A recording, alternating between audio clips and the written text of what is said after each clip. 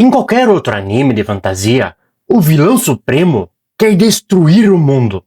Em Frieren, o inimigo mais assustador de todos só quer entender os humanos. E a arma dele não é a destruição, é a eternidade. Buena, rapaziada! Tudo certo? Se acheguem, puxa o banco, se sirvam mais uma cor de mate.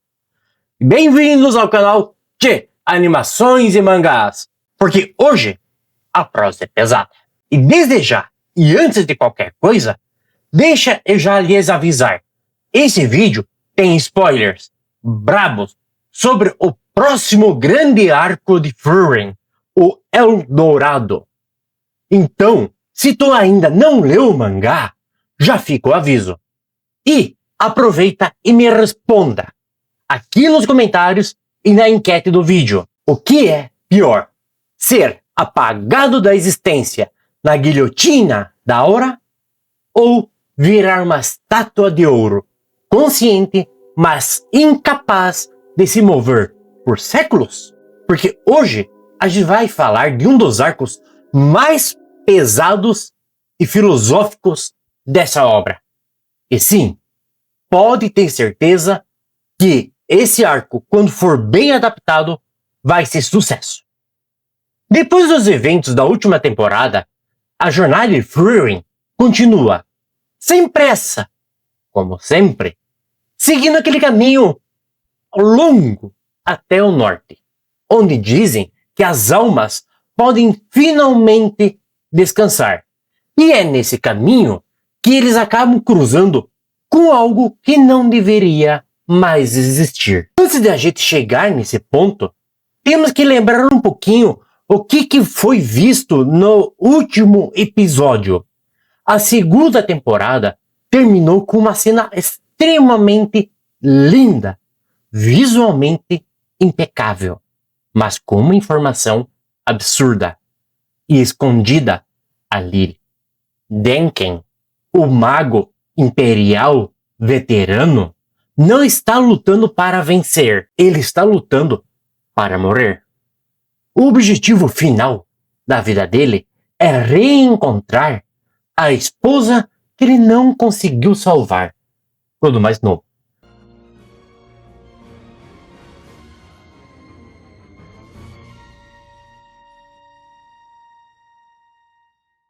E, para isso, ele precisa enfrentar ninguém menos que seu próprio mestre.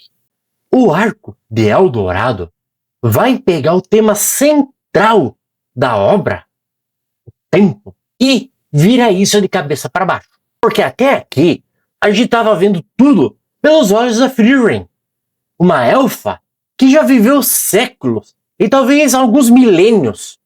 Para Frieren, o tempo sempre foi algo extremamente longínquo, distante, quase intocável. Para ela, o que é 5 minutos ou 5 horas?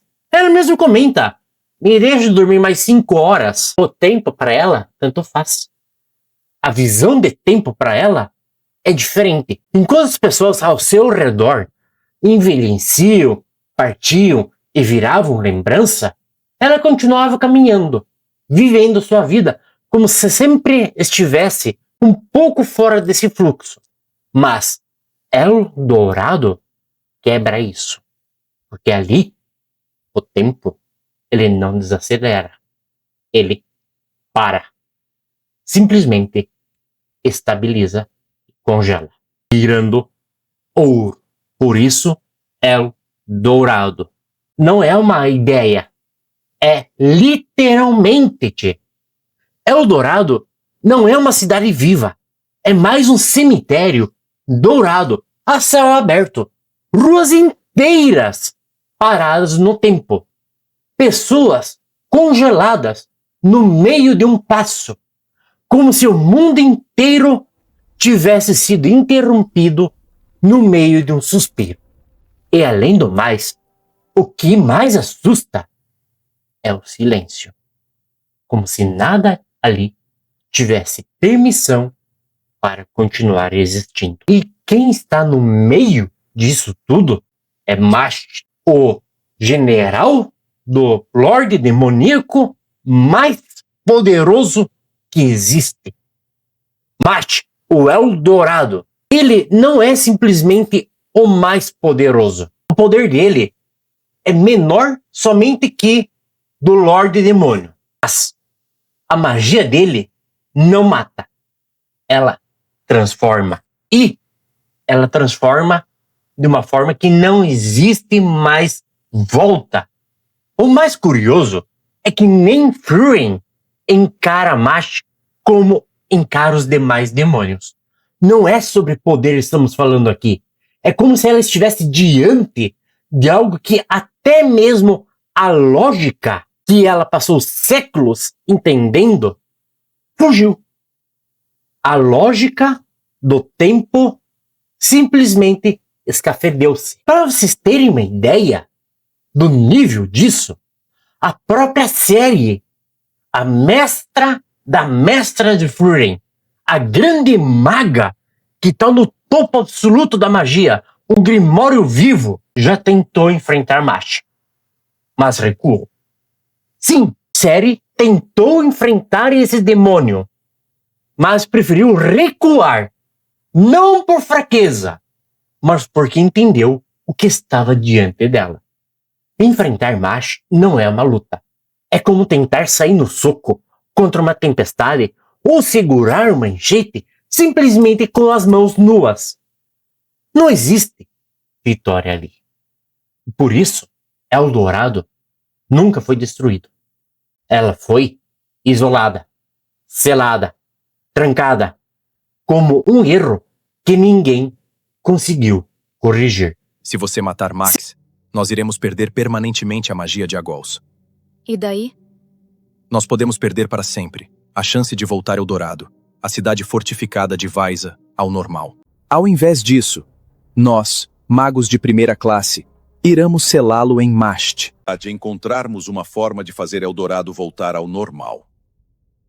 Entretanto, podem levar de dezenas ou centenas de anos. Se lá atrás, na primeira temporada, na luta contra a Aura, a guilhotina era um espetáculo de poder, mana contra mana, aquela cena maravilhosa, linda, quando a Fury para de se conter, de restringir a mana, aqui é o contrário.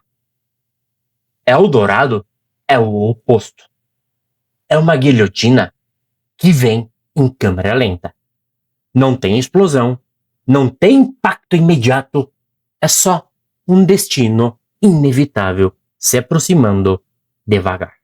E quando, digamos, devagar, sim, ao longo de muito tempo, o ouro vai se expandindo cada vez mais e tomando mais lugar. Temos o foco principal, o confronto mestre versus aprendiz. É aqui que a obra vai deixar de ser apenas sobre poder e virar algo mais denso. E no centro de Eldorado, o que acompanhamos não é só uma simples troca de magia ou de golpes poderosos, como foi com Revolt na segunda temporada, mas um embate em três formas completamente diferentes de encarar o tempo.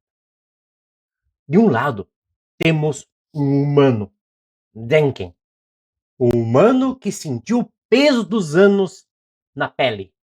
Ele viu a pessoa que mais amava adoecer, envelhecer e partir. Virar apenas uma memória. Diferente de Fury ou da série, Denken não teve o luxo da eternidade para ignorar o relógio. O tempo para ele é uma ferida aberta. E talvez seja por isso que a decisão dele carrega tanta gravidade. Ele não foi arrastado para essa batalha. Ele escolheu bater de frente contra o próprio mestre. Não para sair vitorioso, mas para colocar um ponto final na própria história. E, quem sabe, reencontrar aquela que ele nunca mais conseguiu esquecer. E do outro lado, temos Mast, Um ser simplesmente que não entende a morte, ou a perda, ou o que significa sentir a falta de alguém. A ironia é que ele tenta, de alguma forma, compreender tudo isso, mas do jeito mais distorcido possível. Ao invés de aceitar o fluxo do tempo, ele o interrompe. Ao invés de estender a vida, ele a transforma em algo permanente, imutável e de ouro maciço. E aí que a narrativa brilha no seu maior paradoxo. Prestem atenção! Enquanto Denken sofre porque o tempo levou tudo que ele amava, Frieren apenas observa o que o tempo nunca lhe tirou de forma definitiva, pois carrega as memórias. E Mash simplesmente congela o tempo para que ele não leve mais nada. Só que ao fazer isso, ele também impede que a vida siga em frente. No meio disso tudo, temos mestre e aprendiz. Sim, no começo da sua vida como mago, Denken foi aprendiz de Mast. Foi com ele que esse velho mago humano aprendeu muita coisa antes de se mudar para a capital. Um homem que já abraçou o próprio fim contra algo que nunca chegou a entender o que significa de fato viver. E talvez seja por isso que torna tudo ainda mais pesado. Porque enquanto humanos como Denkin vivem presos ao que perderem, Frieren observa tudo isso de fora. Porque, para ela, a passagem do tempo é diferente, como já falamos. Mas dessa vez, nem ela parece completamente distante. Se a adaptação mantiver o mesmo nível de cuidados que tivemos na primeira temporada, sei que é pedir muito, ou pelo menos mantendo o nível agora dessa segunda, a gente pode estar diante do arco mais denso e bonito e marcante que Frieren já teve até agora. Porque no final das contas, isso aqui nunca foi sobre salvar o mundo. O mundo já foi salvo. Himmel conseguiu fazer isso. É sobre o tempo. E sobre o que ele faz com que aqueles que ficaram tempo demais olhando para trás. E talvez seja justamente aí que tudo se conecta. Porque no fim, Mast não destrói por ódio. Ele transforma tentando entender aquilo que ele nunca conseguiu ser. Mas me diz aí, tu acha que esse arco vai superar o confronto que tivemos com a Aura, a guilhotina? Comenta aqui embaixo. Deixa aquele like de respeito, se inscreva aqui no canal, porque sempre vamos ter mais uma história para a gente entender junto. Até semana que vem. Até o próximo vídeo. E até a próxima história. Gaúchos e gaúchas de todas as querências.